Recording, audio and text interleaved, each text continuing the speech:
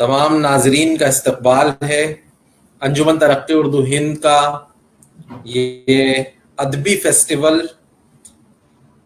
जिसका 27वें दिन का ये पहला सेशन, जिसमें आज हम बड़े ही दिलचस्प मौजू पे बहुत ही दिलचस्प शख्सियत जनाब सुहेल हाशमी साहब से जानेंगे कि शाहजहानाबाद का वो शाही दस्तरखान क्या था, जिस शाही दस्तरखान के बारे में न सिर्फ ये कि हम तारीख में सुनते चले आए हैं, बल्कि उस शाही दस्तरखान की जो मुख्तलिफ डिशेज हैं, उन डिशेज से हम तकरीबन कई सदियों से लज्जत हासिल कर रहे हैं, लज्जतें कामो दहन के लिए इस्तेमाल में ला रहे हैं और उन्हें खा रहे हैं, उन्हें लोगों को खिला रहे हैं और वो शाही से अब अवामी भी हो गई हैं। ये ज्यादा बेहतर हमारे सुहेल हाशमी साहब बताएंगे कि कौन सी डिशेस उस जमाने में थी, किस तरह से बनती थी और शाहजहानाबाद का शाही दस्तरखान क्या था। आज का ये सेशन जो है वो उदित यादव जी इस सेशन को चलाएंगे। उदित एक बुनियादी तौर पर एक अदाकार हैं, एक्टर हैं और वो कई अहम प्लेटफॉर्म से जुड़े हुए हैं। जो इस वक्त वॉइस ओवर आर्टिस्ट भी हैं वो और एक्टर भी हैं वो, तो वो अब मुस्तकिल काम कर रहे हैं। आप अभी इनकी आवाज सुनेंगे तो आपको अंदाजा होगा। इसके साथ साथ शाहजहानाबाद के मौजूआत में इनकी खास दिलचस्पी है और आज हाशमी साहब से ये गुफ्तगू करेंगे तो आपको खुद अंदाजा होगा कि इनकी दस्तरखान पर कितनी गहरी निगाह है और दस्तरखान पर उन्हीं लोगों की निगाह होती है जो जो खाते भी हैं और खिलाते भी हैं। उदित भाई, आपका बहुत इस्तकबाल है। सुहेल हाशमी साहब, आपका बहुत इस्तकबाल है। बहुत ये पूरा सेशन जो है उदित भाई आपके हवाले कर रहा हूं, आप इसको चलाएं। बहुत बहुत शुक्रिया। बहुत शुक्रिया तलीफ भाई।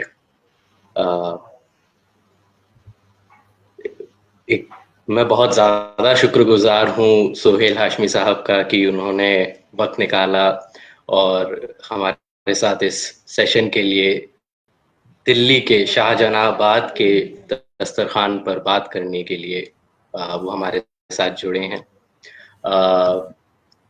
तो मैं बात यहीं से शुरू करता हूँ सर। जो मौजू है हमारा कि शाहजहानाबाद का शाही दस्तरखान, और ये 18वीं और 19वीं शताब्दी के हवाले से है। तो थोड़ा हमें बताएं कि पहले तो क्या ये शाही वाकई में शाही है, क्योंकि मैं आपको बहुत फॉलो करता हूँ, मैंने आपके लेक्चर सुने हैं, लाइव भी सुना है आपको। तो मेरा क्योंकि दस्तरखान और खाने से काफ़ी जुड़ाव खुद भी है, मेरे ख्याल में हर किसी का होता है। तो मैं थोड़ा सा इस शाही लफ्ज़ पर चाह रहा था कि अगर आप थोड़ी रोशनी डालें और दिल्ली के हवाले से जो 18वीं और 19वीं शताब्दी में जब हम बात करते हैं तो क्या ये वाकई शाही है, और फिर हम इसको आगे 18वीं और 19वीं शताब्दी की तरफ ले जाएंगे कि कैसे इवॉल्व होता रहा, ये कैसे बदला है, अगर बदला है तो।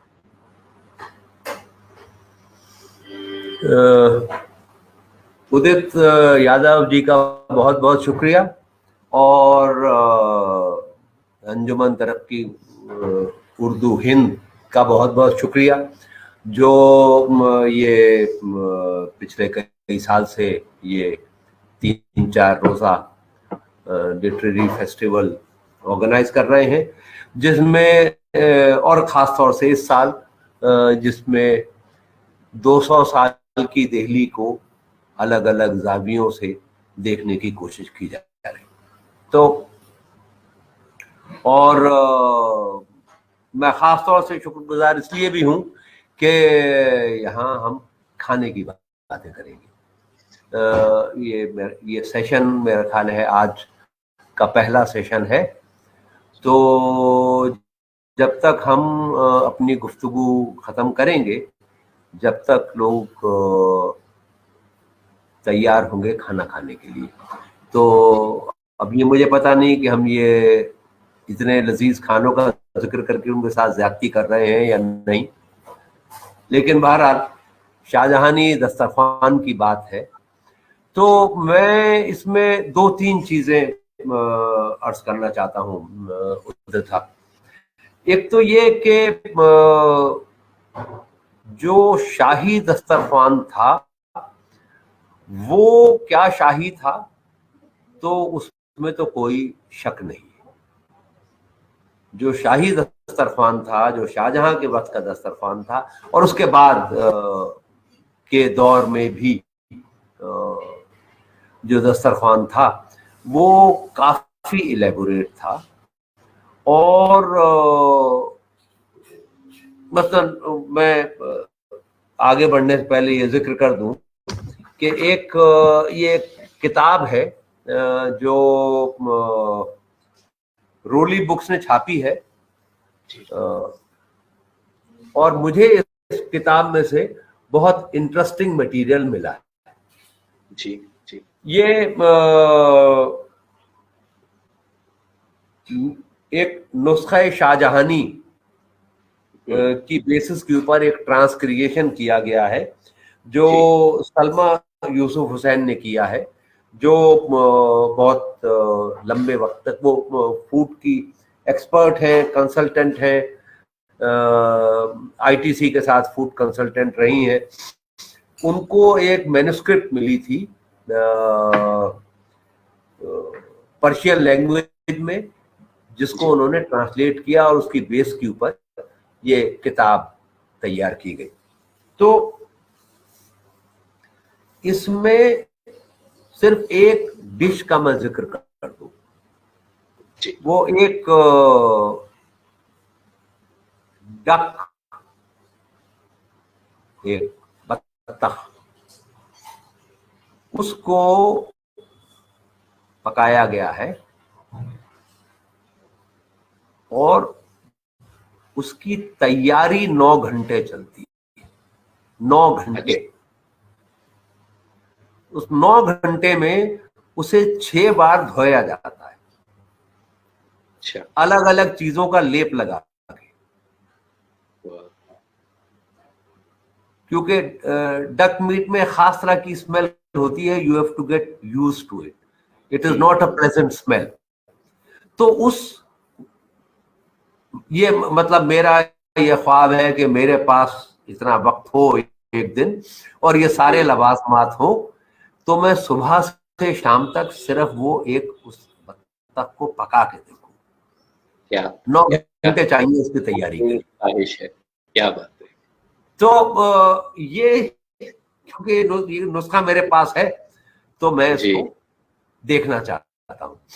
तो जो मुगलिया दौर में शाहजहां के वक्त में और बाद में जो कुछ पक रहा था, वो जाहिर है वो बादशाह के लिए पक रहा था, और वो जो बादशाह था वो दुनिया का सबसे दौलतमंद बादशाह था। There was no king whose wealth could compare with that of Shahjahan in the 17th century. ये अभी जो स्टडीज कर रहे हैं हमारे पास्ट की इकोनॉमी में, इकोनॉमिक्स में,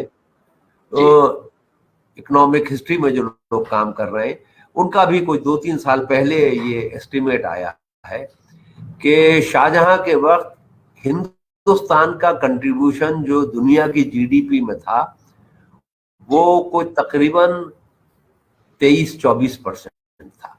जी जी। जब अंग्रेज गए हैं तो इंडिया का कंट्रीब्यूशन 3% था। तो शाहजहां के पास जो दौलत थी और जो उसके इंटरेस्ट थे, he was an extremely cultured man, मतलब जिस आदमी ने ताजमहल बनाया है तो आप उसकी एस्थेटिक्स का अंदाजा तो आप कर ही सकते हैं। और सिर्फ ताजमहल ही नहीं बनाया, उसने जामा मस्जिद बनाई, आगरे का लाल किला बनाया, कश्मीर में बाग बनाए। तो एस्थेटिक्स उसके पास लाजवाब थी और उसके पास रिसोर्सेज थी उन एस्थेटिक्स को इंडल्ज करने की। तो जाहिर है उसका लाजवाब दस्तरखान हुआ करता था। इस किताब में से मैंने एक फहरिस्त बनाई है। अच्छा। तो 12 तरह की नान शाहजहां के वक्त में बना करती थी। वाह। 8 तरह के सूप बनते थे। क्या? कलिया, 2 प्याजा और जिन्हें हम करीज कहते हैं, सालन, जी। वो 28 तरीके के पका करते थे। क्या बात। 7 तरह के भरते होते थे। हम तो आलू और बैंगन के भरते पर सबर कर लेते हैं, जी। वहां मछली का भरता भी बनाया करता था और गोश्त का भरता भी बना करता था। क्या बात। बिरयानी और पुलाव की 61 वैरायटीज थी। वाह। 61, जिनमें कुछ मीठे थे जी। और कैसे कैसे पुलाव बनते थे, फालसे का पुलाव था। अच्छा। तो फिर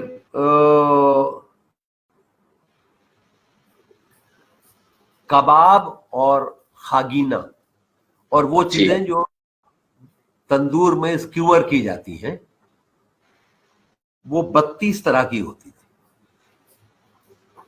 और इस सबको जब आप खा चुके होते थे तो फिर 10 तरह की मिठाइयां भी थी। अच्छा। तो वो एक बहुत ही इलेबोरेट किचन था। मैं ख्याल जी। 10-15 तरह की तो खिचड़ियां हैं, खिचड़ियां ही 10-15 तरह की। बताइए। जो जो पुलाव और उसकी जो वो है लिस्ट, उसके अंदर खिचड़ियां भी है बहुत सारी। तो वो बहुत ही इलेबोरेट था और बड़ी तैयारी के साथ वो पका करता था। और एक दारोगा मतबख होता था, the man in charge of the kitchen, जो, और उसके साथ 2 या 3 हकीम होते थे, फिजिशियंस। अच्छा। जो हर दिन का मेन्यू इस हिसाब से तय होता था कि मौसम कैसा है, इस मौसम में कौन सी सब्जी, किस तरह का गोश्त ज्यादा भुना होगा या तला हुआ ज्यादा होगा या शोरबेदार ज्यादा होगा, कौन कौन से ड्राई फ्रूट्स पड़ेंगे, ये सब हकीम तय करते थे। उसके बाद वो खाना पका करता था दारोगा मतबख के सुपरविजन में। जी। जी। और उसके बाद जो कुछ पकता था उसको टेस्ट करने वाले लोग हुआ करते थे। अच्छा। एक तो ये कि ये सही भुन गया है, सही तरीके से गल गया है ये नहीं, दूसरा ये भी चेक करने के लिए कि इसमें जहर तो नहीं मिला हुआ। हाँ। जी। जब और वो जो ऐसे खाना पकता था वो टेस्ट करते थे, then they had to wait कि आपको जहर का असर पता चले, अगर हो रहा है तो पता चल जाए कि किस खाने में जहर मिला हुआ है। जी। ये नहीं कि एक ही आदमी को हर चीज खिला दी, तो अलग अलग लोगों को खिलाई जाती थी। जी। उसके बाद जब वो सब पूरी प्रोसेस से गुजर जाता था, फिर दारोगा मतबख उसके ऊपर सील लगाया करता था, उसकी अपनी सील होती थी। अच्छा। हर डिश को सील किया जाता था और फिर वो बादशाह की प्रेजेंस में ही खोली जाती थी, ताकि ये कोई गुंजाइश ना रहे कि बादशाह के खाने में किसी ने कुछ गड़बड़ मिला दिया। तो ये बहुत बड़ा इलेबोरेट सिस्टम था। अब जो सवाल हमारे सामने है, जो आपने पूछा कि क्या वो शाही खाने हमारे पास हैं, जी। तो मेरा ये मानना है कि वो खाने हमारे पास नहीं, क्योंकि अगर आप इस किताब को पढ़ें तो आपको ये पता चलेगा कि शाहजहां के वक्त तक हल्दी का इस्तेमाल है ही नहीं। अच्छा आम लोग अपने खाने में जरूर करते होंगे, जी। मुगलिया खानों में हल्दी का इस्तेमाल नहीं है ही यानी नहीं। शाही खाने में नहीं था हल्दी। शाही खाने में कोई हल्दी नहीं, जी पहली जी चीज। जी दूसरी चीज ये है, हमारा जो खाना है जिसको जिसको आज हम मुगलिया कहते हैं, और चाहे वो अवधी खाना हो, चाहे हैदराबादी खाना हो, चाहे भोपाल का खाना हो, जो जी जिसके ऊपर मुगलिया खाने का बहुत बड़ा असर था। जी और उसके अलावा भी राजस्थान में और मध्य प्रदेश में जितने रजवाड़े थे, पंजाब में, इन सब के ऊपर मुगल कुकिंग का असर था, कोर्ट का जी असर था, कोर्ट के ट्रेडिशन का असर था, तो वो पहुंचा। जी हमारे यहाँ जो आजकल इन तमाम जगहों पर और हमारे घरों में जैसे खाने पकते हैं, उसका तरीका यह है कि हम सबसे पहले प्याज को फ्राई करते हैं, फिर जो मसाले हमको डालने हैं उनको फ्राई करते हैं, जी उसके बाद सब्जी या गोश्त या जो भी हम पका रहे होते हैं उसको फ्राई करते हैं, उसके बाद उसे गलाते हैं, जी उसके बाद आखिर में हम फ्लेवरिंग डालते हैं, जो आपको हरा धनिया डालना है या आपको गरम मसाला डालना है, आखिर में वो भुनता नहीं है, वो उसी चक्कर में रहता है, वो releases its fragrance into the ready-made cooked food, ready ji cooked। Shahjahan के वक्त की जो रेसिपीज हमारे पास हैं, कम से जी कम इस किताब में, इनमें मसाला भुनाई का कोई तस्वुर ही नहीं।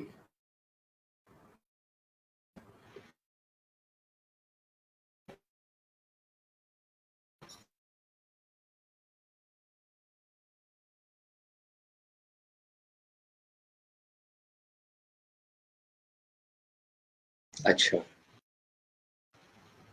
और मसाला पिसता भी नहीं है, अच्छा उन्हें रफ कूट लिया जाता था,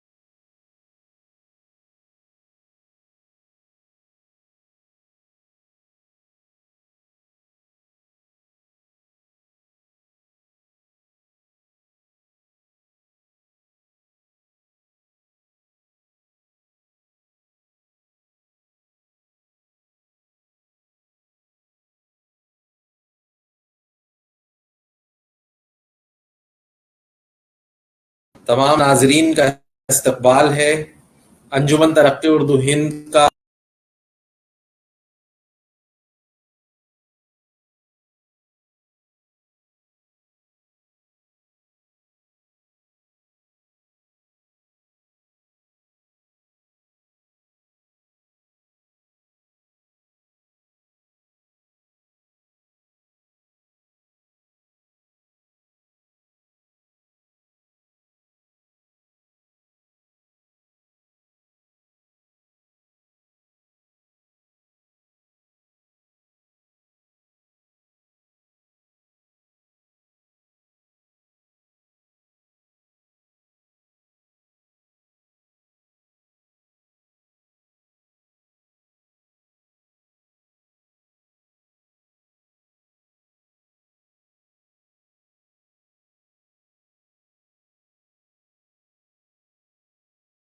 फेस्टिवल खानों so called Mughaliya Mongols who had settled in that area, तो ये वो मसाले लेके आए थे। मसाले अब वहां पर सारे के सारे हैं, लेकिन वो उनको बहुत एहतियात से इस्तेमाल करते हैं, बहुत कम मिकदार में जी। स्पाइस के नाम पर, मतलब स्पाइस में तो सारे गरम मसाले भी आते हैं और सब कुछ आता है, लेकिन तीखे मजे के लिए काली मिर्च थी और पीपली। अच्छा। बस ये दो चीजें थी जो उनके मसालों को तीखापन देती थी। अच्छा। और वो भी बहुत एहतियात से इस्तेमाल होती थी। यानी हम ये कह सकते हैं कि 17वीं शताब्दी तक या 18वीं शताब्दी तक, बल्कि 19वीं शताब्दी तक हम बहुत कम मिर्च वाला या तीखा खाना खाया करते थे। और आज हमारी पहचान ये हो गई है कि हम सबसे ज्यादा तीखा खाना खाने वालों में से है। हाँ, ये मिर्च का तसव्वुर हमारे खानों में जी, जब तक हरी मिर्च नहीं आई, जब तक तो था ही नहीं ना। काली मिर्च से ज्यादा गर्म चीज हमारे पास नहीं थी, दुनिया में किसी के पास नहीं थी। हमारे पास काली मिर्च थी, यूरोप में तो उनके पास काली मिर्च भी नहीं थी। जी जी। और हमको तो कॉलोनाइज काली मिर्च चक्कर में किया गया, काली मिर्च और हरी और छोटी इलायची के चक्कर में। ये दो चीजें दुनिया में कहीं नहीं होती थी, सिर्फ हिंदुस्तान में होती थी। जी जी। इसीलिए हमको कॉलोनाइज किया गया, क्योंकि उनको खाना जाड़े में जो गोश्त को प्रिजर्व करके रखना होता था, वो काली मिर्च के बिना नहीं हो सकता था। अच्छा। और काली मिर्च वहां पर एक वक्त में सोने से ज्यादा कीमत पे बिका करती थी, ये रिकॉर्डेड है। बाय वेट 100 ग्राम काली 2 तोला काली मिर्च के बजाय आपको 2.5 तोला सोना मिलेगा। That was the kind of. ये किस जमाने की बात कर रहे हैं हम, लगभग किस शताब्दी की बात होगी? ये वास्को डेगामा वगैरह के हिंदुस्तान आने से पहले की बात। अच्छा अच्छा। ये काली मिर्च को अरब ट्रेडर्स इस्लाम के वजूद में आने से पहले से जी हिंदुस्तान से ले जा रहे हैं और यूरोप में बेच रहे हैं, और उन्होंने किसी को नहीं मालूम होने दिया कि ये आ कहां से रहा है। अच्छा। It was the monopoly of the Arabs. जी जी। प्री इस्लामिक अरब्स, उन्हीं के जरिए शुगर केन इजिप्ट पहुंचा और वहां से मिस्री बन के हमारे पास लौटा। जी। तो ये सब, तो ये जो हम जिस खाने की बात कर रहे हैं, ये खाना जो जिसको आज हम मुगलिया कहते हैं, ये किसी मुगल ने नहीं खाया। ये 19वीं सदी और उसके बाद का में धीरे धीरे डेवलप हुआ है, और इसमें कांस्टेंट चेंज हो रहे हैं। ये तो जाहिर सी बात है कि एक जनरेशन के बाद ही जैसे अगर मेरी माँ कुछ बनाती हैं और वही भले ही मैं सेम रेसिपी लेके भी बनाऊं, तो भी उसमें कुछ ना कुछ तो फर्क आएगा ही आएगा, जो कि जाहिर सी बात है। जी। और ये जो आपने बात कही उदित, जो आप कह रहे हैं, बिल्कुल सही बात है जी। अगर खाना पकाने के स्टैंडर्ड रेसिपी होती, जी, फिक्स्ड रेसिपी होती, जी, तो शेफ की तो जरूरत ही नहीं है हमको। सही बात। जी आपने पूरी प्रोसेस लिख दी जी और प्रोपोर्शंस लिख दिए, जी इसको 5 मिनट भूनो, इसमें 2 मिनट भूनो, इसमें इतना घी डालो, इसमें ये डालो। शेफ की जी क्या जरूरत है? खाना पकाने की जो प्रोसेस है वो एक जी क्रिएटिव प्रोसेस है, बिल्कुल बिल्कुल इसलिए शेफ चाहिए होते हैं। वो जी वही उसी रेसिपी को वो ट्वीक करता है, जी वो जरा सा कुछ करता है। वो यहाँ पे जी दही डाल दें, इसमें दही पड़ता है, बिना दही के करें, हाँ वो हाँ एक्सपेरिमेंट करता है और जी उससे वो नई चीजें पैदा करता है। और जी जो भी मशहूर खानसामा होते हैं उनका काम जी यही होता है। अब खानसामा को आज हम शेफ कहते हैं, उनका काम तो यही था ना, जी उनको खाना पकाना आता था और उसको खाना पकाने को की प्रोसेस को वो एंजॉय करते थे।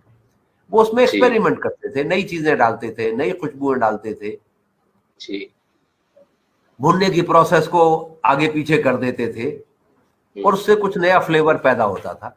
तो जी ये है जो दूसरा सवाल जो आपने पूछा था कि ये जो खाने आजकल हम खा रहे हैं इनका शाहजहां के किचन से, मुगल किचन से क्या ताल्लुक है। जी तो एक तो मैं ये अर्ज कर दूं कि ये कुछ अजीब मिथ बन गई है कि मुगलिया खाना पहले तो उसे मुगलिया कहते नहीं, मुगलई कहते हैं, पता नहीं क्यों, जी वो लिंग्विस्टिकली भी गलत है। जी मुगलिया खाना जो है it has been reduce to kebab, korma, biryani, rogan josh, phirni, हम्म, सिवई। जी अगर मुगल सिर्फ ये खा रहे होते तो अंग्रेजों के आने से बहुत पहले मर गए होते। इतना जी गोश्त खाने वाला इंसान जिंदा नहीं रह सकता। जी जी और वो गोश्त के साथ बहुत सारी सब्जियां खाया करते थे और सब्जियां और गोश्त मिला के पकाया करते थे, जो आजकल आपको सो कॉल्ड मुगलिया में नहीं मिलता है। Funnily so called Indian restaurant में भी आपको सब्जी नहीं मिलती है, उसमें वही 4-5 चीजें होती। जी पनीर की 15 डिशेज होती हैं, जी मशरूम की जी 5 डिशेज होती हैं और जी आलू होता है जो जी सब्जी भी नहीं है, जी कोई ग्रीन्स नहीं होती। अब ये जो फहरिस्त है इसके अंदर तो पालक भी है, वो जी पालक को भी पका रहे हैं जी और दुनिया भर के साग हैं वो पका रहे हैं। और ये भी तो मुगलई में ही आएगा अगर हम उसको हाँ, कहें। हाँ, जी तो मतलब अगर आप दिल्ली के जो ट्रेडिशनल घर हैं जी वहां आप जाके खाना खाएं तो जी ईद के दिन, बकरीद के दिन, किसी की सालगिरह है, शादी है, उस पे जी कौरमा पक जाता है, जी उस पे स्टू पक जाता है, उस पे अब जी आजकल शादियों में नहारी भी पकने लगी है, जो पहले कोई छूता नहीं था नहारी। शादियों में सवाल नहीं था, नहारी रोज सुबह का खाना था, वो किसी दावत की खास चीज नहीं हुआ करती थी। It was the food of the street. जी जो दूसरी चीज है खाने के बारे में जी जो हमें मेरे ख्याल है समझने की या याद रखने की जरूरत है, जी घर से बाहर खाना खाने का कोई ट्रेडिशन नहीं है हमारे यहाँ। ये रेस्टोरेंट वगैरह जो हैं ये पिछले जी 100 साल के। अच्छा you did not eat outside the house. जी जो हिंदूज थे वो बाहर इसलिए नहीं खाते थे कि पता नहीं किसने किसका पकाया हुआ है। हम्म, जो कास्ट को फॉलो करने वाले थे, जी जी और वो मुसलमानों में भी कास्टिज्म इस लेवल पर तो ठीक ठाक है कि किसका पकाया, किसने पकाया है, हाँ तो जी कम जात का पकाया हुआ हम नहीं खाएंगे। जी ये तो एक तो ये था। जी दूसरा ये था कि it was look down very strongly. अगर आप सड़क पे खा रहे हैं तो सड़क पे कैसे खा सकते हैं। हम्म, तो I know my father he would never eat on the street, never, सवाल ही पैदा नहीं होता था। घर से जी निकलेंगे जहां जा रहे हैं वहां जाके पानी पिएंगे, पानी भी सड़क पे नहीं पीना। जी ये जो सारी दुकानें शहर में अब खुली हुई है, जी इनमें से ज्यादातर तो 1912 के बाद बनी है, जब कैपिटल यहां शिफ्ट हो गई। जी जी। कुछ दुकानें थी चांदनी चौक, कुछ दुकानें थी जामा मस्जिद के चारों के आसपास। जी ये दुकानें उनके लिए थी जो शहर में बिजनेस के वजह से आए थे, गाजियाबाद से आए, फरीदाबाद से आए, या थोड़े दूर से आ गए, बिजनौर से आए, दिल्ली में काम है, कहीं रुके हुए हैं 1 दिन 2 दिन, वो जामा मस्जिद के पास जो दुकानें थी इन पे खाना खाया करते थे। और अगर वेजिटेरियन थे तो चांदनी चौक में दुकानें थी, वहां जाके खाना खाया करते थे। जी। दिल्ली वाले अपने घर में खाना खाते थे। और आज तक जो पुराने दिल्ली वाले हैं, आप किसी से पूछ लीजिए कि वो करीम पे खाना खाने जाते हैं, वो जवाहर पे खाना खाने जाते हैं, वो रहमतुल्लाह के यहाँ जाते हैं? नहीं जाते। हम घर पे खाना खाते हैं। हमारे एक थे many years my senior, like an elder brother for me, उन्होंने बताया कि वो एक दिन 6ठी 7वीं क्लास में थे, एंग्लो अरेबिक स्कूल में पढ़ते थे, वहां से एक दिन स्कूल से बंक कर दिया 5-6 ने, और सारे दिन शहर में घूमते रहे इधर उधर। जी। शाम को लौटते वक्त वो मटिया महल पहुंचे और वो वहां पे एक चाय की दुकान है, वहां बैठ गए जी। और वहां बैठे हुए वो मलाई डाल के चाय पी रहे थे। 4-5 स्कूल के लड़के, कंधे पे बैग भी रखा हुआ है। जी। कोई सड़क से गुजर रहा था, उसकी नजर पड़ी कि लड़के बैठे हुए हैं, उसने गौर से देखा, उनमें एक लड़के को पहचानते थे, वो उसे बुलाया। जी। कहने लगे क्या हो गया बेटे, भाग के आए हो, झगड़ा हो गया? तो उसने कहा नहीं चाचा ऐसे ही। लगे एक झापड़ दूंगा। बाप की नाक कटवा रहा है, सड़क पे बैठा हुआ खा रहा है, वापस चल। अच्छा। It was not considered civilized to eat on the street. जो रक्षा पुलर थे, ठेला चलाने वाले थे, ये लोग तो खाते थे, जाहिर है वो कहाँ जाएंगे, मजबूरी है उनकी। लेकिन उसके अलावा you did not eat on the street. अगर बाजार में कुछ बिक रहा है और अच्छा लगता है, आप उसे खरीद के घर ले जाते थे। जी जी। तो इट वर शॉपकीपर्स। अब जो दिन भर दुकान पे बैठा हुआ है, वो अपना खाना लेके जाता था। आई रिमेम्बर जी 12 बजे 12:30 बजे सारे बाजार बंद हो जाते थे, दुकान के दरवाजे बंद कर लिया करते थे और फिर अंदर बैठ के वो खाना खाते थे। उसके बाद सीस्टा होता था, फिर 3 बजे के 4 बजे के करीब दुकानें दोबारा खुलती। यहां पर लोग थे जो दिन भर फेरी करते थे, कुल्फी बेचने वाले, चाट बेचने वाले। ये जो दिन भर दुकान में बैठा हुआ है, वो इन चाट वालों से सामान लेके दुकान में बैठ के खाया करते थे। वो भी सड़क पर खड़े होकर नहीं खाते थे, दोना बना के दुकान के अंदर ले गए, वहां बैठ के खाते। अच्छा। तो this eating on the street is a new thing. और जो खाना बिक रहा है, बन रहा है, ये मैंने आपको बताया कि ये कितना नया है। क्योंकि वो खाना जो मुगल खाते थे, उसकी तो शक्ल पूरी तरह बदल चुकी है। मसाले बदल चुके हैं, कुकिंग मीडियम बदल चुका है, लकड़ी के बजाय गैस आ गई है, वेसल्स बदल गए हैं, पकाने के तरीके भी जाहिर है नए लगातार हो रहे हैं। ये आपने जो बात कही कि बाहर गलियों में खाना उसको अच्छा नहीं माना जाता था, ये मुझे याद है कि मेरे ही बचपन में, जो कि मुश्किल से 15-16 साल पहले की बात है, हमें भी अलाउड नहीं था कि आप गली में खड़े होके या कहीं बाहर जाके चौराहे पर खड़े होके खाएं कुछ। हमें भी यही कहा जाता था कि आप घर में वापस लेकर आ जाएं, वहां खा लें, या हमें बता दें, हम लेके आएंगे और खा लें। जी, बिल्कुल बिल्कुल बिल्कुल। तो सर मुझे ये जी सर, हाँ। तो मैं ये पूछना चाह रहा था कि जो शाही खाना था हमारा उस दौरान, क्या वो आवाम तक भी पहुंच पा रहा था या उसी जायके के साथ पहुंच रहा था, या वहाँ कुछ तब्दीली आई थी? क्योंकि जाहिर सी बात है, आवाम के पास तो वो सारे जराए, वो ना ही उतने स्पाइसेस रहे होंगे, ना ही उतने ज्यादा बर्तन रहे होंगे, तो तब्दीली तो जाहिर है कि रही होगी, पर क्या ये कितनी ज्यादा थी, या वो किस तरह का खाना खा रहे थे उस जमाने में? तो अगर वहाँ कुछ हमें थोड़ी देखिए, सी जानकारी। दो चीजें हैं जो मुझको लगता है कि उसमें कोई कंटिन्यूटी है। एक तो कोरमा, जी जो रेसिपी है वो जाहिर है वहां जो कोरमा था शाहजहां के वक्त उससे तो ये बिल्कुल मुख्तलिफ है।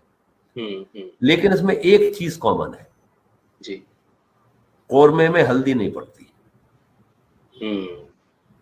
There is no haldi in korma.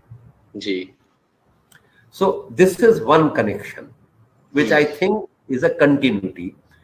तो कोरमे जैसी कुछ ना कुछ वो चीज जो वहां शाहजहां के वक्त पकती होगी उसमें चेंज हुआ होगा। बहादुर शाह जफर के वक्त में कोरमा बनने लगा है किले के अंदर, कोरमा नाम की एक डिश हमको मिलती है। तो ये और फिर वो धीरे धीरे क्योंकि होता ही था कि जो पैलेस में पकता है उसको फिर जो नोबल्स थे वो कॉपी करते थे। फिर नोबल्स के यहाँ से जो उनके कुक्स थे उनके जरिए ये डिस्पर्स होता था, वो अपने घरों में पकाते होंगे, जाहिर है उसमें चेंज आएगा। और फिर उनके घरों से वो दूसरों के घरों में पहुंचेगा, उनके रिश्तेदारों में जाएगा वगैरह। This is how these things would disperse. दूसरी जो चीज है वो बिरयानी है। तो बिरयान जो है वो अफगानिस्तान से अफगानिस्तान में बिरयानी जैसी कोई चीज पकती है उसे, और वो लोग उसे अर्ली 20th सेंचुरी में या वेरी लेट 19th सेंचुरी में अफगानों का एक पूरा का पूरा पूरी family was invited to come and settle down in Bhopal by सुल्तान जहां बेगम जी। और उनकी सबसे छोटी बेटी की शादी उन्होंने अपने सबसे छोटे बेटे से की थी। ये लोग जो खाने वहां से लेके आए हैं उनमें एक चीज बिरयान थी। भोपाल में बिरयानी नहीं मिलती, भोपाल में बिरयान मिलता है। अच्छा। जो दिल्ली की बिरयानी है उसमें वो एक प्रोसेस है जो शाहजहां के सारे खानों में है। इसमें मसाला कूट के एक कपड़े की थैली में डाला जाता है, उसे बांध देते हैं और वो मीट और पानी के साथ उबाली जाती है। अच्छा। जिससे जिससे जो यखनी बनती है। जी जी। तो यखनी जो है उसमें आप एक पोटली में थोड़ी सी साबुत काली मिर्च, कुछ बड़ी इलायची, कुछ छोटी इलायची,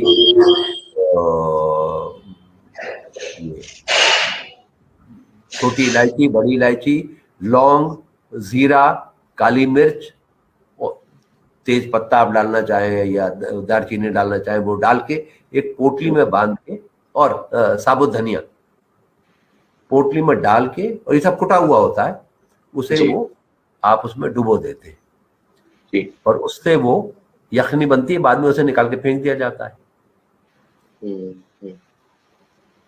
बिरयानी में मिर्च भी नहीं पड़ती है बिल्कुल। अब आजकल मिर्च की और अचारी बिरयानी कैसी बन रही है? ट्रेडिशनल बिरयानी में मसाले बहुत माइल्ड होते हैं, बहुत ही माइल्ड होते हैं और बहुत माइल्ड फ्लेवर्स होते हैं उसके अंदर। तो ये मेरा ख्याल है दो चीजें हैं।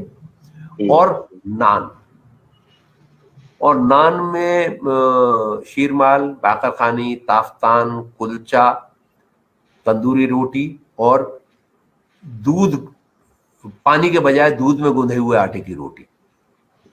अच्छा। ये 5-6 रोटियां हैं जो जिनका जिक्र हमको बहादुर शाह जफर के वक्त में तो मिलता ही है। तो ये कुछ फिल्टर डाउन धीरे धीरे धीरे धीरे धीरे हुई है। और उनकी अब जो भी मॉडिफाइड फॉर्म है, it has some link to. अब एक और चीज है जो मलिया के नाम से बिकती है जी सॉरी, जो इश्टू कहलाती है ना, वो किसी मुगल ने बिल्कुल नहीं खाई होगी। ये कोई खानसामा होगा, कोई कुक होगा who work with a white man, और वो जिस तरह स्टू बनाते हैं, boiling meat and potato and vegetables and all that together, और उसको वो घंटों पकाते हैं और फिर इट्स अ थिक सूप जिसको वो पीते हैं जी। उसका इन्होंने, वो स्टू जो था वो इश्टू बन गया है। अच्छा। And this is the only dish which you can call, which is presented to you as traditional Delhi dish, जिसमें टमाटर पड़ता है। एंड टमाटर came with the Portuguese। जी जी। हम खटाई के लिए, खट्टा टेस्ट लाने के लिए दही डालते थे, इमली डालते थे, अमचूर डालते थे, साउथ में कोकम के पत्ते डालते थे। अच्छा। टमाटर इस्तेमाल नहीं करते थे, टमाटर था ही नहीं हमारे पास। So ji. any traditional dish that is using tomato is not a traditional dish, you know, it has gotten modified। जी। तो ये स्टू जो है ये बिल्कुल नई चीज है, अंग्रेजों के आने के बाद बनी है। बट नाउ आप जब ये सारे जो मुगलिया रेस्टोरेंट जो आपको पुरानी दिल्ली में मिलेंगे, सबके सब स्टू सर्व करते हैं। So things are constantly getting modified, क्योंकि अगर आप चेंज नहीं करते तो आप मर जाते हैं। क्या बात। You know, so you have to change, you are constantly reinventing। जी जी। और फिर शायद ये मार्केट की भी डिमांड है कि लोग आते ही, जैसे अगर कोई दिल्ली आ रहा है खाना खाने के लिए या पुरानी दिल्ली जाता है, तो खास मकसद से जा रहा है कि उसे अच्छा खाना खाना है, तो पुरानी जगह जाता है और उसको दिखता है कि ये मुगलई है या पुराना खाना कुछ खाने को मिलेगा, ट्रेडिशनल खाना खाने को मिलेगा, तो वो परोस भी फिर उनको वही चीजें रहे हैं, तो शायद ये भी वजह हो सकती है। एक और चीज भी, हाँ सॉरी यू आर राइट, लेकिन एक और चीज भी साइमल्टेनियसली हो रही है ना, कि वो ये कोई वाटर टाइट कंपार्टमेंट्स नहीं है। दिल्ली के खाने में जो इन्फ्लुएंसेस हैं, they are coming from all directions. तो जब शाहजहां आगरे से दिल्ली कैपिटल शिफ्ट करता है, तो he gets a whole lot of Kashmiris to shift to Delhi. There were many Kashmiris living in Agra. Some he invited especially from Kashmir to shift to Delhi. जरूरत थी। मंदिरों के बहुत सारे पुराने रिकॉर्ड संस्कृत में थे, इनमें बहुत सारे मंदिरों में डिस्प्यूट थे, महंत कौन होगा उस पे। वो कई बार ये cases used to come to the king, वो कैसे सेटल होंगे, उनको ये टेक्स्ट ट्रांसलेट करवाने थे। Kashmiris had great felicity with language, और वो और संस्कृत की पुरानी स्क्रिप्ट शारदा थी, वो शारदा स्क्रिप्ट के मास्टर्स थे, तो वो ट्रांसलेट किया करते थे। Kashmiri pandits were also among the first to take to Persian, जैसे यादवों ने किया और सिंधियों ने किया। सिंधी यादव नहीं, सिंधी कायस्थ और ये Kashmiri Pandit, and there were some community they had access to Persian। तो ये लोग जो थे यहाँ पर थे जी। इनके जो ट्रेडिशनल खाने थे, जो ट्रेडिशनल साग थे, वो तो दिल्ली में मिलते नहीं थे। Kashmiri food got transformed. Delhi के कायस्थों में एक, और कायस्थ ओवरवेलमिंगली नॉन वेजिटेरियन है और उनके खानों में बहुत ज्यादा इन्फ्लुएंस दिल्ली के खानों का, लखनऊ के जो कायस्थ हैं उनके खानों पे, लखनऊ का, अवध का, जो हैदराबाद में कायस्थ जो लखनऊ से जाके बस गए उनके खानों के ऊपर हैदराबाद के की जो रॉयल फैमिली थी उनके खानों का इन्फ्लुएंस था। ये क्रॉस ब्रीडिंग कॉन्स्टेंटली हो रही है। दिल्ली में मारवाड़ी बनिए आके बसे, दिल्ली के बनिए हैं, मारवाड़ी बनिए हैं, गुजराती लोग आके बसे, और ये सब के सब यहाँ शाहजहां के वक्त से हैं। अच्छा, हाँ, बिकॉज शहर तो माइग्रेंट्स ही बनाते हैं ना। जी जी जी बिल्कुल। पॉपुलेशन तो गांव में रहती है। जी जी। आर मेड बाय माइग्रेंट्स, और जब माइग्रेंट आता है तो अपने मसाले लाता है, अपने खाने लाता है, और वो फिर लोकल पॉपुलेशन के साथ मिक्स होते हैं।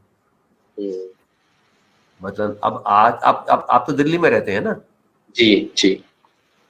हर मेट्रो स्टेशन के सामने लिट्टी चोखा बिक रहा है, नहीं बिक रहा है? जी बिल्कुल। ये 1970 में 50 साल हुए हैं जी। Nobody knew about litti chokha.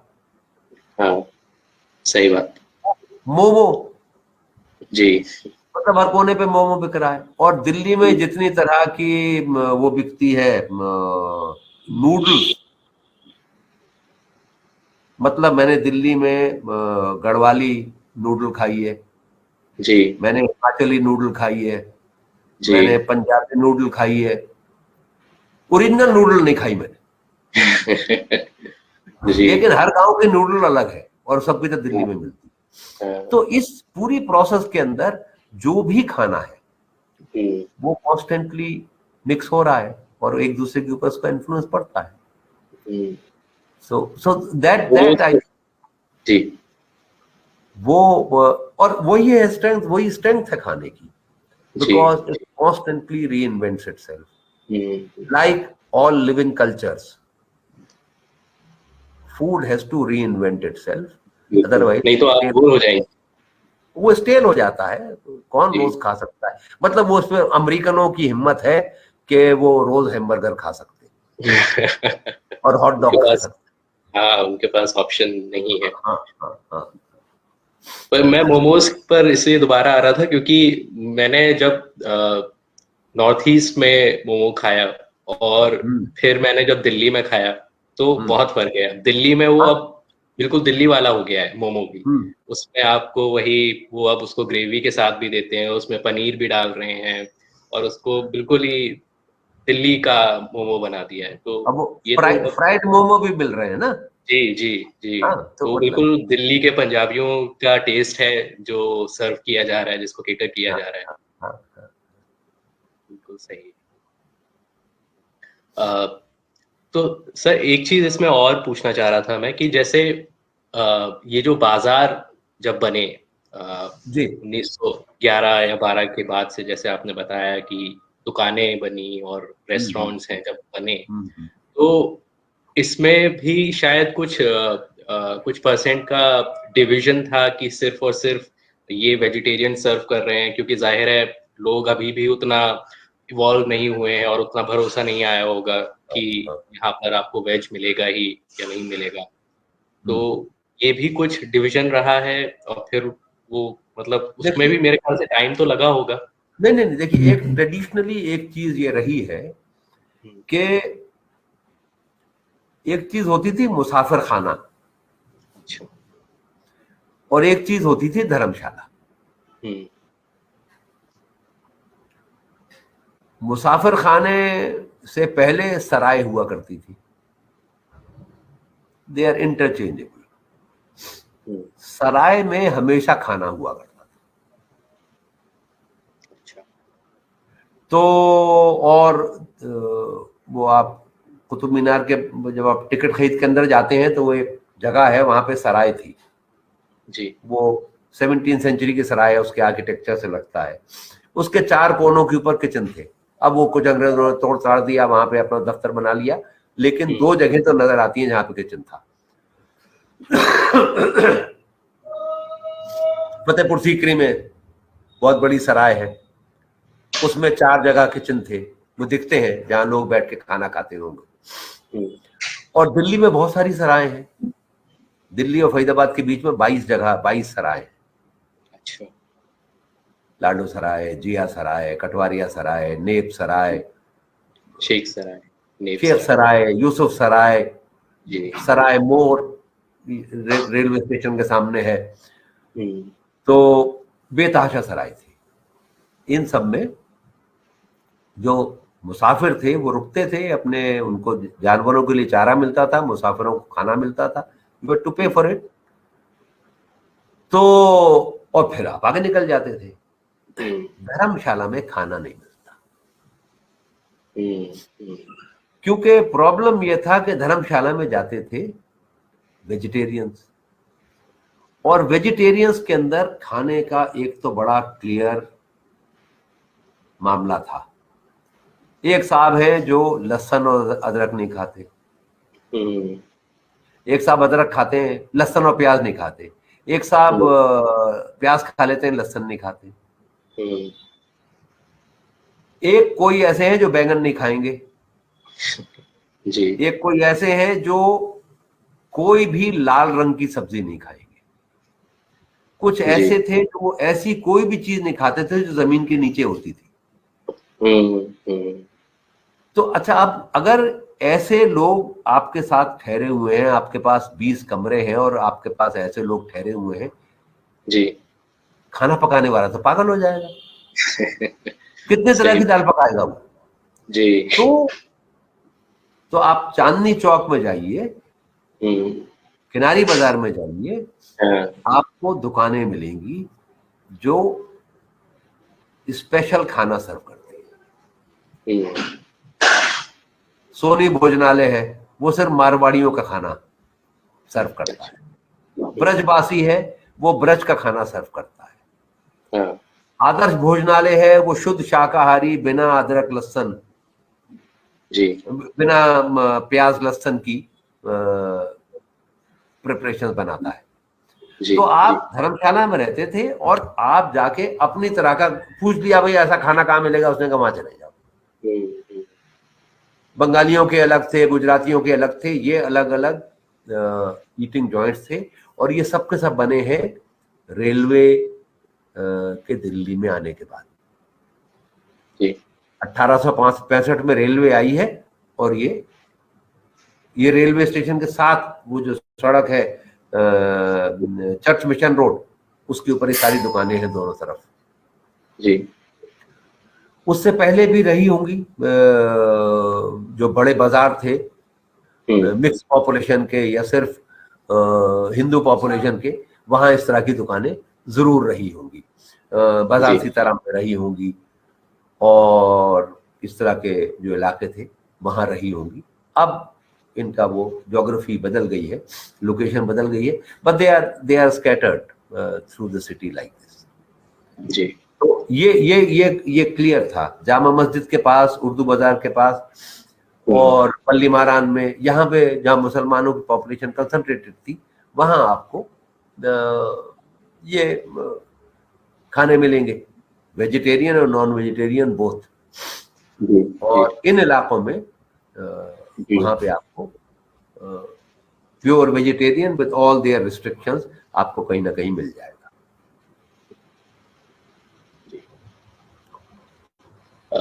मेरा ख्याल है सर वक्त हो गया है हमारा। अगर आखिर में आप कुछ जाते जाते हमें और कुछ बताना चाहें अपनी तरफ से जो मैं ना पूछ पाया हूँ, तो आप बता सकते हैं इन 2 सदियों पर शाही दस्तरखान के बारे में। मेरे सवाल मेरी तरफ से मेरा ख्याल है जो जो जो जो जो बेसिक बातें थी वो तो आ ही गई हैं। अब उसको सिवाय दोहराने के और अंडरस्कोर करने के, मैं सिर्फ इसी चीज को बार बार अंडरलाइन करना चाहता हूं कि ऑथेंटिक रेसिपी नाम की कोई चीज नहीं होती जी, क्योंकि ऑथेंटिक फिक्स रेसिपी जिस दिन बन जाएगी खाने की, उस दिन खाने का एंड होगा जी। लगातार री इन्वेंट होती है रेसिपीज। जी तो जैसे मैंने आपको बताया कि 60 तरह के तो पुलाव हैं, जी, तो वो भी कॉन्स्टेंटली रीइन्वेंट ही कर रहे हैं। हर बावर्ची के साथ, हर शेफ के साथ कुछ नया उसके अंदर आएगा, जी और वही उसका एक्साइटमेंट है। मतलब जी वैसे तो गोश्त और चावल को एक साथ पकाना तो दुनिया भर में होता है, हाँ हाँ क्योंकि 10,000 साल पहले जी हमने जानवरों को डोमेस्टिकेट किया और 10,000 साल पहले ही धान की खेती शुरू हुई। अच्छा उस दिन से ये दोनों चीजें मिला के पकाई जा रही हैं हम्म और दुनिया भर में पकाई जा रही हैं। तो बिल्कुल सबने अपनी अपनी अपनी अपनी अपनी अपनी अपनी रेसिपी निकाली है। कुछ लोग इसको दाल के साथ मिला के पका रहे हैं, कुछ साग के साथ मिला के पका रहे हैं, कुछ मीट जी के साथ मिला के पका रहे हैं, कुछ मछली के साथ पका रहे हैं। जी and that is the excitement of food, बिल्कुल डाइवर्सिटी, चेंज, कांस्टेंट चेंज, लगातार परिवर्तन, वही है जिंदगी। जी बाकी जी तो सब ख्वाब और ख्याल है। बिल्कुल बिल्कुल। बहुत शुक्रिया सर हमारे साथ जुड़ने के लिए। Thank you very much, thank you very much for having me. बहुत नई जानकारी हमें मिली। हमें लगता है, हमें उम्मीद है कि जो लोग सुन रहे हैं उन्हें भी उतना ही मजा आएगा और उतनी ही नई नई जानकारी उनको भी मिली होगी, खास तौर से मुगलिया या मुगलई खाने के बारे में। और हम शुक्रगुजार हैं आपके कि आप हमारे साथ जुड़े।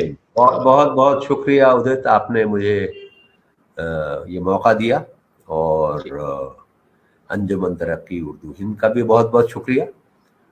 और मुझे उम्मीद है कि इस तरह के ये लिटरेरी और कल्चरल फेस्टिवल्स होते रहेंगे, और मुमकिन है कि अगले साल ऐसा फेस्टिवल हो और उसमें लोग आमने सामने बैठ के बात कर सकें, बजाय इसके कि हम ये इंटरनेट के हवाले से एक दूसरे की शक्ल देखें। जी शुक्रिया, बहुत बहुत बहुत शुक्रिया सर। तो हाजरीन, हमारा ये सेशन था आज का शाहजहानाबाद के दस्तरखान, शाही दस्तरखान, जो कि 18वीं और 19वीं शताब्दी के हवाले से था।